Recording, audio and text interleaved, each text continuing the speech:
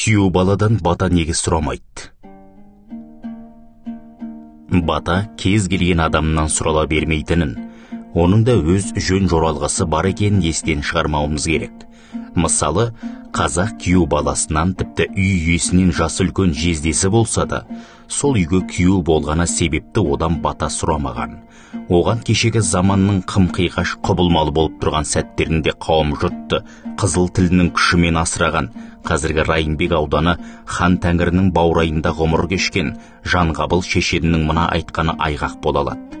Бірде Жанғабыл шешеннің қайын жұртынан бола тұра, бір жігіт шешенге бата беріңіз деп қолға салыпты. Жанғабыл шешен жезделік әзілмен: сен әлгі 49 үйлі туыстан екенсің ғой дейді. Иә ата дейді жігіт.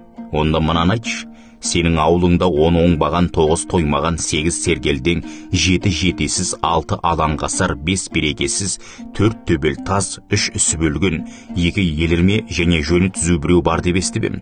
Сен солардың қайсынан боласың? Білмеймін ата дейді жігіт. Ендеше аулыңа барып, ақсақалдарыңнан сұрап соны біліп кел, сосын саған жақсылап бата берейін депті. Жігіт сөз астарын түсінбей ауылына келіп ақсақалдарға айтады. Сонда олар: әй, жөнді білмеген жетесіз неме, жездең сені оңдырмай қатырған екен, енді айыбыңды біз төлейтін болдық. Есіңде болсын, ұғып ал, Жанғабылдың жолын қусаң, біздің елге күйеу, ал қазақ күйеу баладан бата сұрамайды деген екен. Қыз қартайса құдағи, күйеу қартайса құда деп мерейін көтергенімізбен межеден өтпей мыңдаған жылдар бойы сақталып келе жатқан салтымыздағы жоралғыларды жонып түзеп жаңқаламағанымыз дұрыс.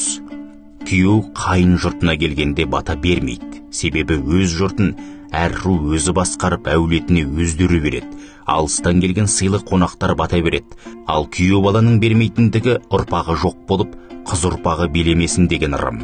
Күйеуді төрге шығармауы, есіктен кіріп төрменікі деме, шаңырағыма ие болар өз ұрпағым бар деген.